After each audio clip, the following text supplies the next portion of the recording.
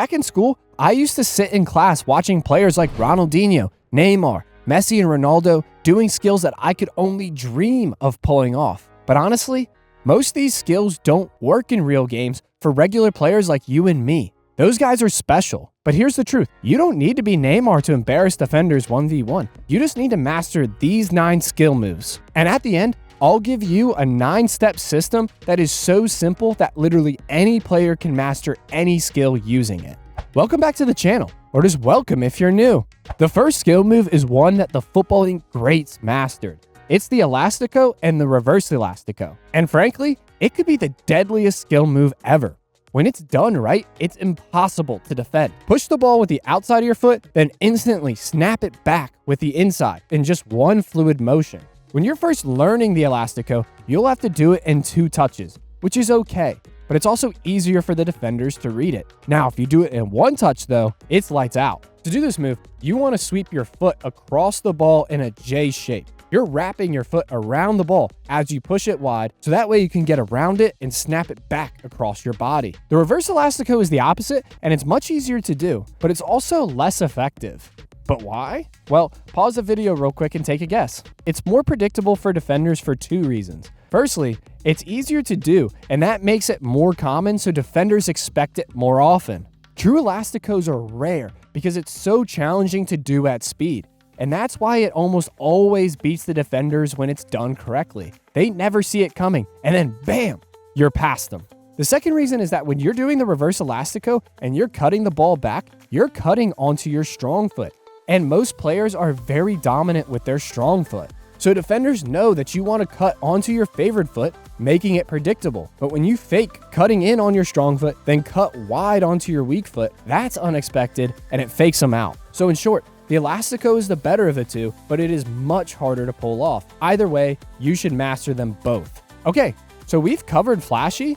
So now let's talk about simple but deadly. The fake shot or fake pass is a skill you must have in your locker. There's a couple ways you can do this move. Some players do a fully fake pass before playing a pass in the opposite direction or dribbling past him. And while that's flashy, it's less effective than how most players do it. Instead of swinging past the ball, they pretend like they're gonna pass in one way before they cut the ball back and go the other. And that's the same for when you're shooting. Open up your hips or wind up for the shot like you're going to shoot and then cut away instead of firing off the shot. The secret to this move is all in the fake. If you just cut the ball back without selling the fake, then the defender won't bite and then he'll easily win the ball. So over-exaggerate it. The third skill move you need to master is straight from the man himself. It's the Ronaldo chop. It's a very simple skill, but it's also very underrated. However, you need to do it in a very particular way for it to actually work. The chop needs to be at a sharp angle. It needs to be at about a 120-degree angle, or ideally, even less than that. Now, I'm a math geek, so I know what that means, but here's a visual so that way you can see what I'm saying. Also, it can be difficult to beat the defender by cutting at a 120-degree angle if you're just dribbling straight at him, since he can easily just poke the ball out with his front foot. The key to make this move more effective is to actually take a touch in the opposite direction before you cut the ball back. This will make your cut at a sharper angle, more like at 90 degrees. And this also makes it more difficult for the defender to tackle because they start committing to the wrong side. By cutting back at a sharp angle and then bursting away from the defender, it is really effective. It's a very, very underrated skill. And if you've gotten anything out of this video so far, then please hype the video. It's like a super like for small creators, and it helps our videos get discovered by more people.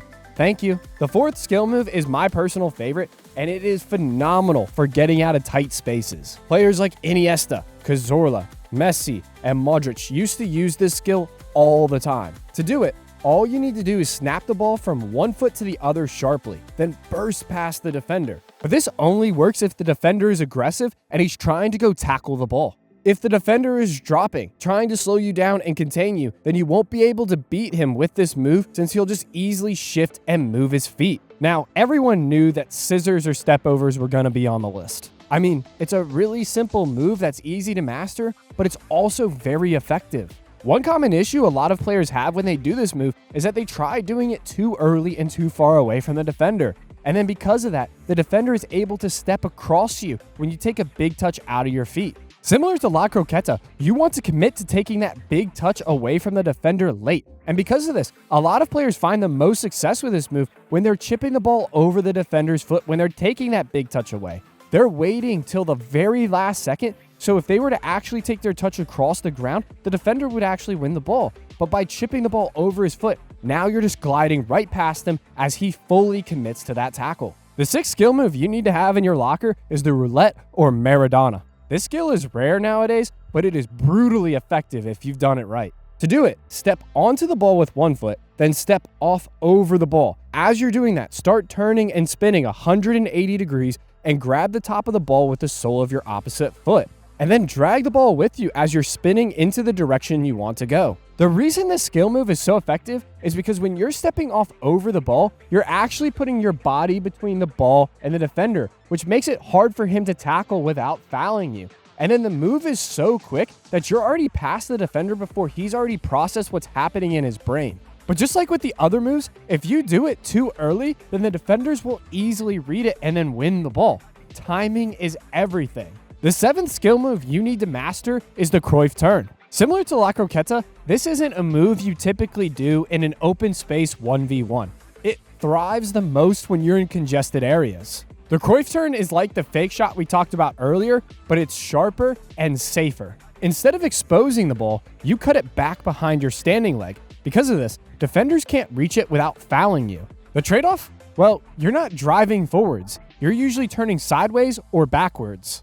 So use the fake shot when you want to attack, and then use the Cruyff turn when you want to escape pressure and keep possession. And now, the skill move that you should master before anything else. The body feint is the best and most well-rounded skill move. If we were comparing it to all the other skill moves, then it's probably the second or third most effective skill move behind the elastico and the reverse elastico, but it's also the easiest to execute. And that's important because it's already hard enough just to beat the defender 1v1. So if you're screwing up the skill move 30% of the time, and then you're beating the defender 75% of the time, well, then you're only getting past the defender 50% of the time. Whereas if you beat them 65% of the time with a body feint and you just never mess it up because it's a body feint and it's really easy to do, well, that's a 15% higher conversion rate. That is a massive difference. And that right there is the difference between scoring a goal or not even getting a shot off.